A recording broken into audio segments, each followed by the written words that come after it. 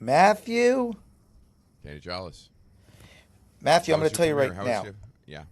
Well, I'm going to get, boy, we got a lot of news to report to each other. This is a rare episode. You and I really haven't talked in a week. No, I heard from my agent how your premiere went before I heard from you. I mean, this Very. is actually the premise of this is it's us catching up. In practice, it's usually us doing the stories we haven't told each other. This time it is a genuine catch up. I haven't talked to you in so long. I'm like, is Danny mad at me? Does Danny hate me? What if I told you not at all? What if I told you I've been in Montreal and now I'm in London? Sounds exhausting, and I hate it. I'm exhausted. I'm so tired. And if you asked me what time it is right now, I couldn't begin to tell you. You for a wedding in London? Yeah, for a wedding. Catch me up. How did the premiere go? Okay. To explain the premiere. You had a film. I got to return to Just for Laughs, JFL, which for those not in comedy, the biggest, I would say, American comedy festival, as far as as far as the industry. There's no bigger festival. There's other festivals with bigger comics arriving. There's other festivals with bigger stages, but there is no festival where the comedy industry comes It's together. the Cannes Film Fest. It's Cannes for comedians. Yes. So Very not well nearly put. as prestigious, but a lot of French. Similar amount of French. And I'll tell you Similar what, amount of French. Montreal, no matter how French you think it's going to be, you're not prepped. You're just not prepped for how French they are. I've grown to resent Montreal a little bit. I don't The resent it, Frenchness. but I do find myself because so by law they have to greet you in French when you go into every store. So every store you do this play where they go bonjour and you go hi and they go hi. What do you want to do? Bonjour, And it's like, hello. and then they're like, oh hi. Bonjour, Like they hello. immediately break that. But when you walk in, bonjour, every sign's in French. Everybody's talking. When people walk around in French, which is insane because I cannot stress this enough. It's the biggest American comedy festival. Yes. And interestingly, I think the province of Quebec requires signage to be first in French then in English, which keeps out a lot of franchises. Yes, it They don't also want to struggle through all that design work. that the province of Quebec also requires them to every greeting in any store has to be in French. So that's is why like you a have to do the super- play. Yeah. There's a play. Isn't it funny? They're like, we get to be ethno-nationalist. It's not cool when other people do it, but yeah, because it's French, it's like fancy and not just like some kind of European supremacy. Now of which that's you have not been attached to for quite a few hundred years. quite a few hundred years. Now that said, Uh-huh. at one point Jess and I went to Jess is with me for this trip, by the way, because she is heavily featured in the special. So we wanted her for the Q&A afterwards, which was really cool. Very cool. But we did go to Old Montreal, which that area delivers on the premise. Like the rest of Montreal just feels like a city that's kind of like we're doing French and you're like, okay. That area you're like we're doing France and they commit to it all the way and I was in. Okay. I It could turned see me that. around. It turned me around. I was like, you know what? I'm in on Montreal. We just got to make it all. But once you got to that area, you're like, okay, now we're cooking. Loved it. This was my first time back since I was a new face. We were on a similar timeline in that my first time back was also 10 years after. I think I was 15 and 25, and you must have been 16 and 26. Yeah. It's very emotional to go back because a lot of people do new faces. Very few ever come back. A lot of people do new faces and then don't make it. Oh, Or certainly don't continue on in stand-up.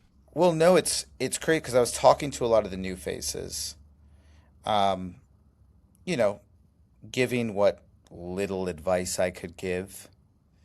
And but one of the things I said was I was like, you look at my class. My class is an impressive class. Uh-huh. We're talking Taylor Tomlinson. We're talking Sam J. We're talking Rami Youssef. We're talking Jake Nordwind of SNL. We're talking James Austin Johnson of SNL. We're impressive. But then there's 10 names I could name that are no longer doing stand-up. Yeah. And that's the thing about New Faces. It goes both ways. I was telling the New Faces because when I did New Faces, Rami it was my best friend, or one of my best friends at the time. And so we got to go together, which was really cool. I had a good amount of heat. Rami was on fire. It was a good year for Rami. Rami was flaming hot in a way you couldn't fathom. And so Rami, like, truly, people would see him and they'd be like, and I'd be standing next to him and they'd be like, and remember, I also am a new face. And people would just literally put their hand on my face, push me out of the way, and then be like, Rami, so nice to meet you. He already had a TV show, by the way. They literally couldn't get anything from him. That's crazy. He had a show already. He already had his show sold, but it didn't matter because they yeah. sold, not yet on air. But like they had nothing to offer. And like I remember we'd like I'd text him in the morning. I'd be like, dude, when you want to meet up? He's like, I've got meetings until like 4. And then I'd be looking at my phone, just like, cool. Who had heat this year? Was there anyone that like? Is it still the same where one person is just like you can't reach them? I think it felt different. I don't know. It was hard to get a read on the whole thing. I couldn't tell, and I also didn't go to New Faces, so I to be fair, I didn't get to see their sets. I was just talking to a lot of them about that feeling. Because you build up New Faces, and it used to be a thing where, like, I mean, literally, like, Ray Romano, Kevin James, like, their New Faces set, if you watch them, they're incredible, and they walked off that stage and were handed a TV show. Yeah. That's what it used to be. Now you have Mario Adrian, who's already selling out theaters around the world. I think he's at 4 million on Instagram. It's just like right. He made it. What is this for him? He's losing money. He is losing probably thousands or tens of thousands of dollars to take a weekend off to go do a 5-minute set. Crazy. Yes. There's no chance the opportunity cost of that weekend wouldn't buy him a car. But it speaks to how important JFL is, but also it has changed where, like, there is nobody gets offered a TV show coming off stage. No. Even Mario. Either way, I just was talking a lot about, like, if you're not getting approached afterwards, it's not a big deal. Don't freak out. Like, it's okay. I was the second fiddle when I did it, and my career is fine. Just make a clip out of it. And honestly, just fucking cut a good reel from your set, and that might do more for your career than the actual set in the room. Yeah, I mean, we could debate. But either way, my time at JFL was beautiful. I did this deadline talk, and I really loved doing that. I felt like there was a lot of industry in the room. I was the one comic on stage. And I sort of got to give my own state of the industry. Nice. This was for what was this panel for? This is on Wednesday, so this is the day everybody shows up. It's like one of the first things is Matt Grobar was running this like deadline talk back, and it was really like it was 3 of us on stage, and it was a manager, development person, me, and I sort of got to give my state of the industry. I referenced you in it. Thank you. I was like, last year, Matthew and I said it's cool to care, and I stand by that. It's cool to care. And I just sort of really hit that home with them and tried to be as positive as I could, because that's what I think we can be and we should be, is like, I could have been a little more. it's hard when like you walk off stage, and you're like 20 things I could have said in those moments, 20 different things. I just was like, but I thought I articulated myself well. The only thing I wanted to say was like the industry kept hammering this idea of like, make your own stuff, make your own stuff, make your own stuff. Hey, you want to do it? Make your own stuff. And I was like, yes, and we will. But I kept saying like, but also it's nice if like we get to do things in the system. And the thing I didn't say that I wish I could go back and say is like, hey, but also right back at you. Make your own stuff. Like, make stuff. You guys aren't making stuff, so we're making everything, which is why you're losing power in this industry. Make stuff too. You're allowed. And take risks and make new properties and take risks. New creators, because you're never going to get this high of an ROI. The ROI potential on a new creator is just so much higher than I don't know. Marvel's always the comp, but if you're taking things that already exist, it's like sequels do worse. Yeah. Reboots do worse. It's how it always goes. And then I'm sure Obsession and Backrooms got brought up, but it got brought up.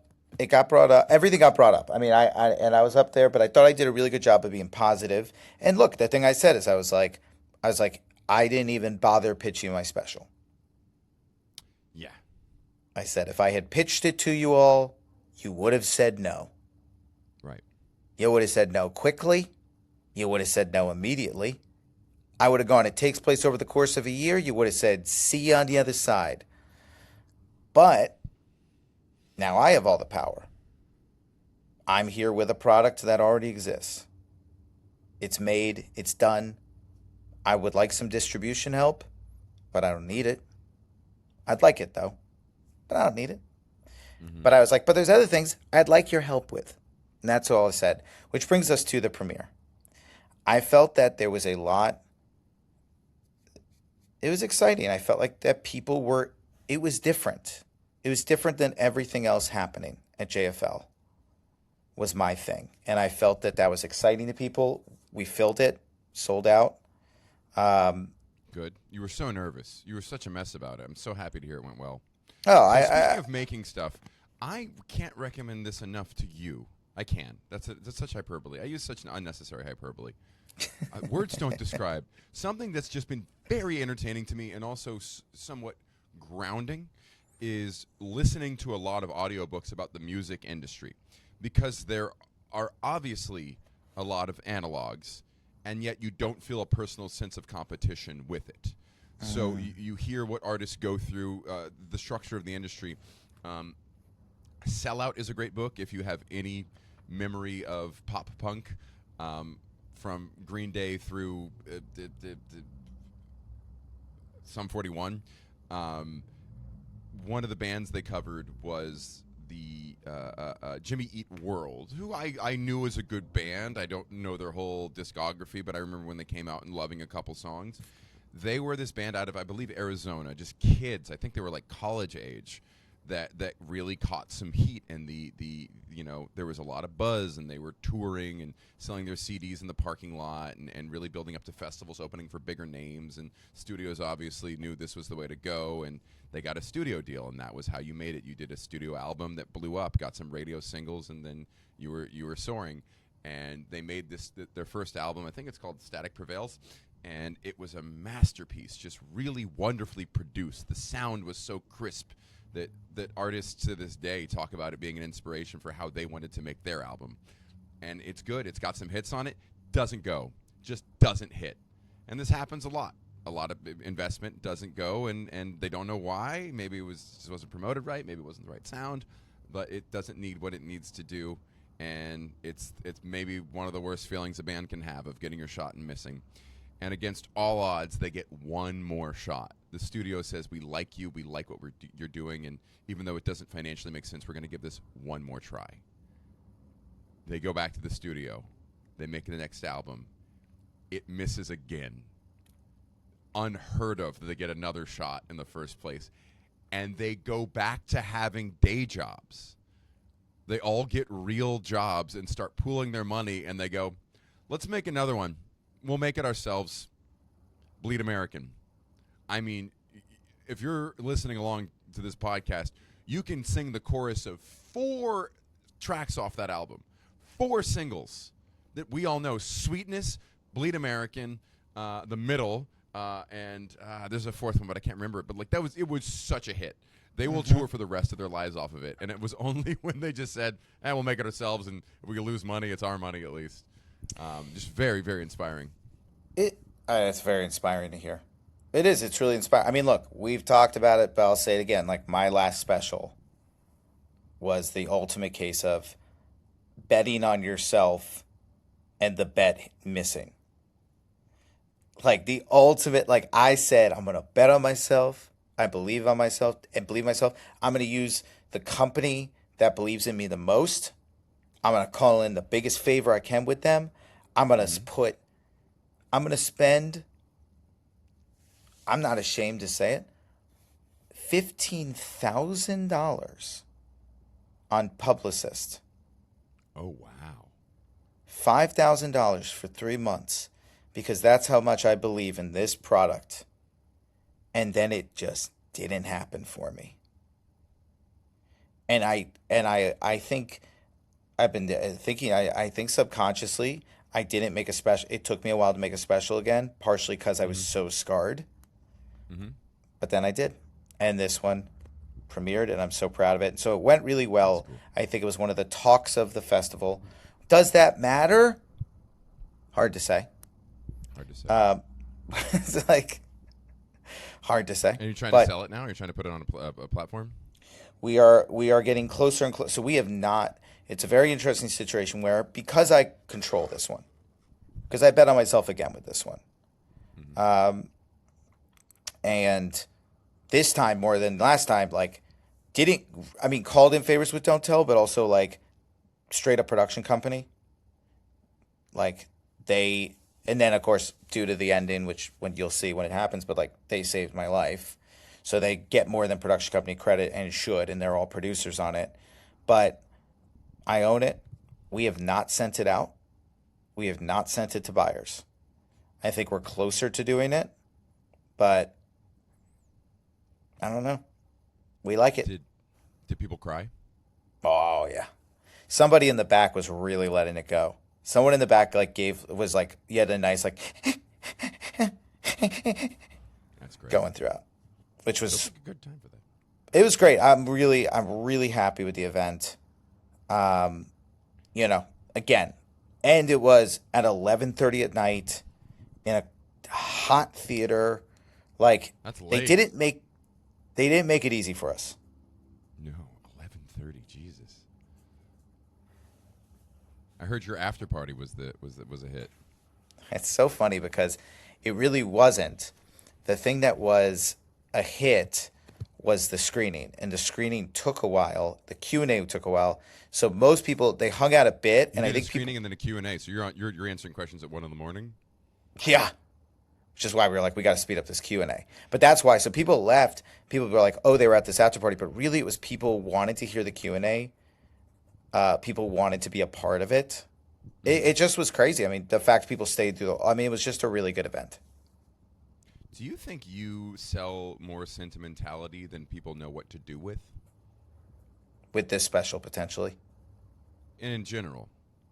Yes. You feel like you're delivering more. You ever feel like what you're trying to make is there's just not a format for how to sell it?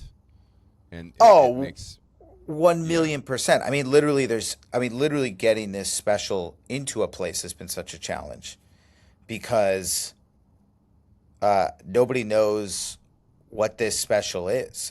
We've literally, film festivals won't take it because it's stand-up. Stand-up festivals didn't really want it because it's a special. It's like that. No one does this anymore. I exist in a world that doesn't exist. And I think I can be frustrated by that, or I can see the excitement in that, which is I exist in a world that doesn't exist. That could be kind of cool. But it was a really cool event, and I'm proud of it. And we had a good time. I had a great time, did some shows, met lovely people. Now we see what happens next. What's the state of the industry right now? The state of the industry, I mean, so it matters which speech you heard. Mine, positive. Gianmarco and Jay, I believe their opening words was decay. I mean, I'm thinking a lot about what we wrote about last year and what we wrote, what I would have written this year, and it's so much less fascist, conservative grifters than it was a year ago. Think about how that was like the theme of our what we talked about. How I think one of the lines we wrote was like we have people who've sold out to a regime and are filling arenas doing so, and here we are in a small theater at a festival that, by comparison, feels like a career fair. Mm-hmm. I don't feel that way. I feel like the tide has we're well past the inflection point to where we can actually see the shift into what people are consuming, what is popular on the side of sensitivity and compassion and care and weirdness and all the things that I more value coming out of the era I came out of. 1,000,000%. And I'd add on, I think that, to be clear, there are comics at JFL who are probably conservative. But there is.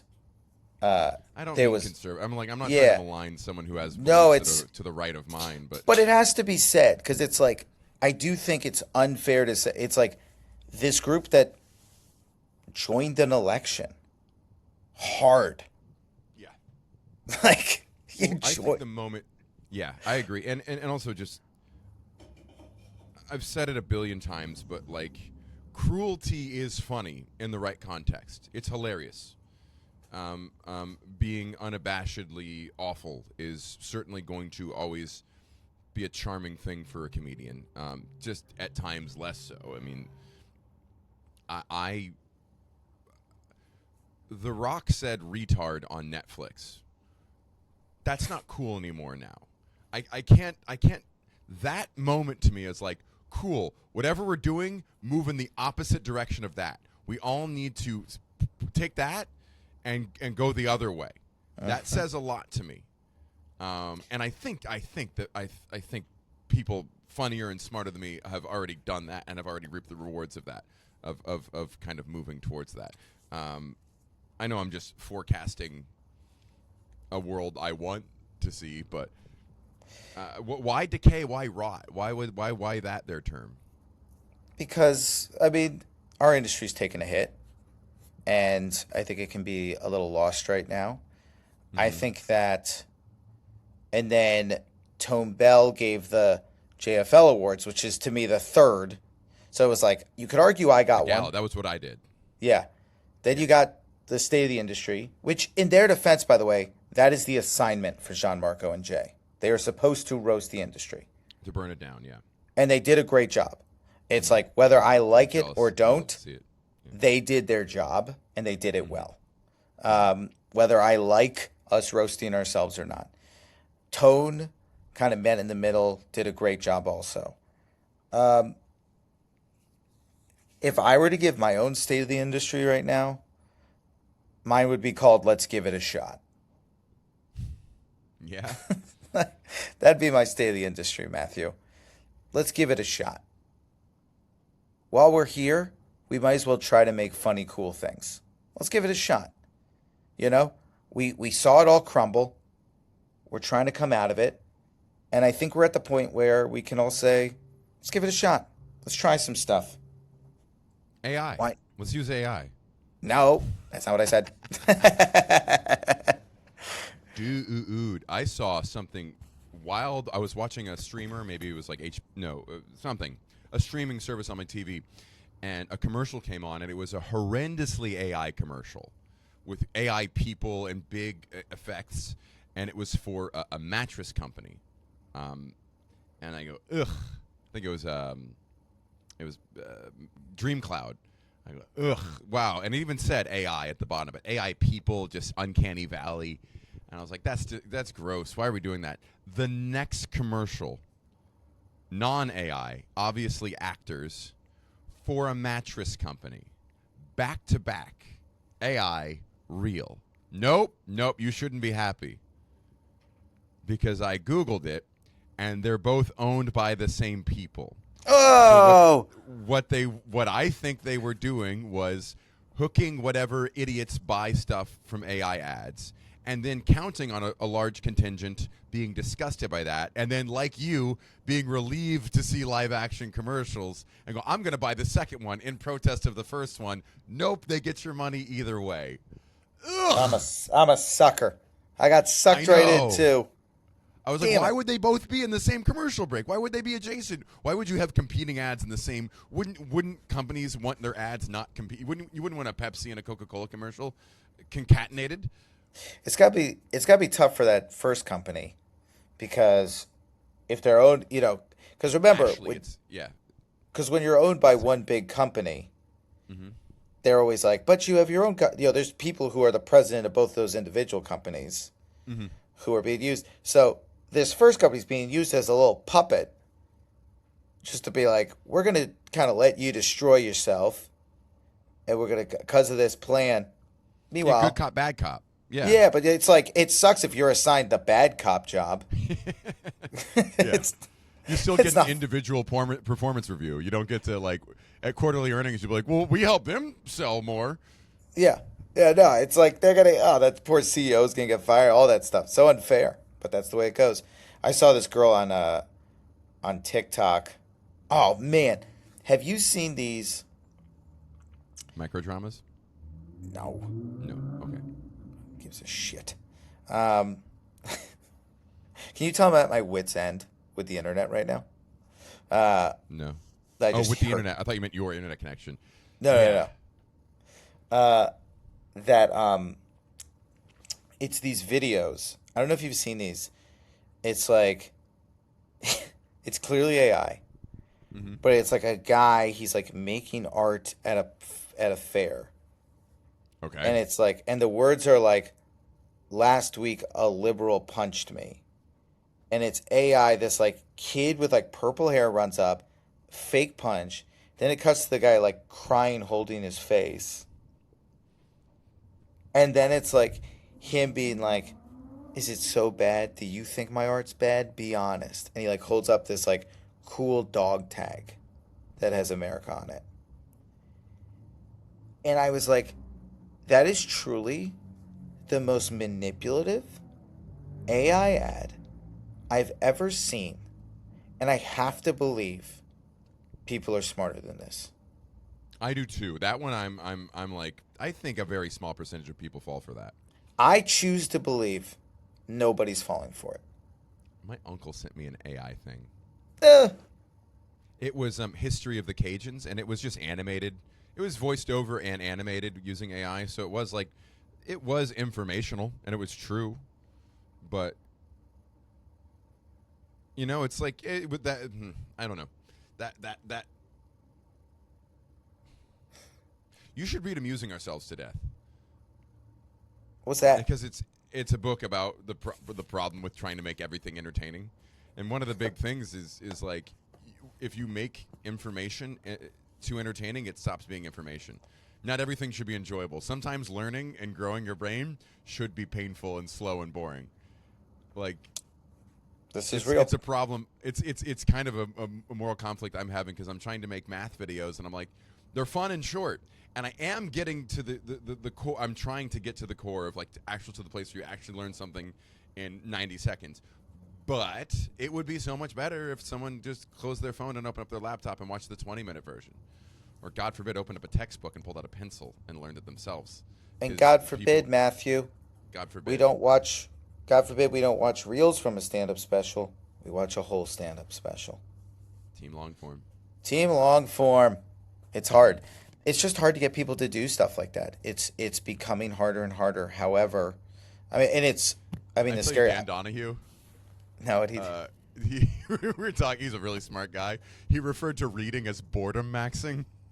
That guy is so funny. He's so funny. Really, like, he's like, I pick up the thickest, driest book I can and make myself, like, really just like, this is this is gonna hurt, and your attention span is gonna get all stretched out and long and like a tendon.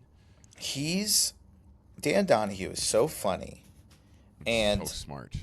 he's so smart, and all of it he does a really good job of, because truly, to this day, and I'm friends with him, I'm still not sure how much of it is intentional. In what way? He'll say things, like he'll say those sort of things, and you're like, I think that's just how his brain put together that sentence. Yeah. I don't know if he's trying to be funny. That's awesome. It's awesome. Well, It's a very unique thing when you're like, you and I put so much effort and time into being funny. uh-huh. And then he just will every now and then just be like, yeah, just boredom match. Same with Alec Flynn has the same skill. Alec Flynn will just say sentences, and I'm like, I don't even know if you're trying to be funny right now. It's like Theo. Yeah, Theo's the best example of it. And Mandel. Yeah. Mandel's great. But it's funny because Donahue he's so smart it ends up being funny. Mm-hmm. Yeah. Anyway, check out Dan Donahue on tour. He's going to be at... He'll be at a brewery soon. Yeah. Where are you going to be? I will be. Thank you for asking, Matthew. It means the world.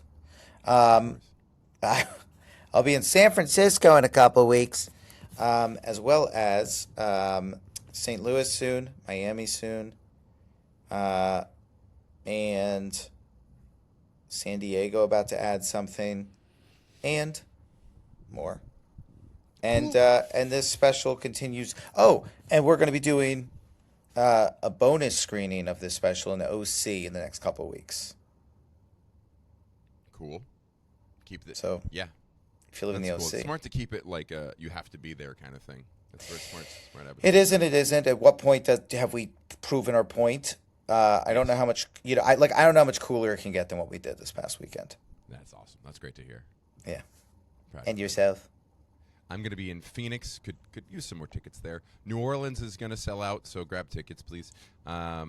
Burlington, Montana, Tyler, Texas, West Chicago. Where else? Portland's going to be a big weekend. Atlanta, Detroit, Dallas, Fort Lauderdale, Denver, and then a bunch of stuff next year as well. San Francisco officially added. Houston, Toronto. It's going to be a good time. Let's go. Yes, let's go. Check out the website, broussard.live. My punch up. There's another scam site out there. Don't go to that one. Go to broussard.live. Oh, for God's sake. They're good. Everything's a fucking scam. And then All check right. out my new calculus video. Check out his new calculus video. Check out all of our stuff. Punch Up Lives. See ya. See ya. Hey,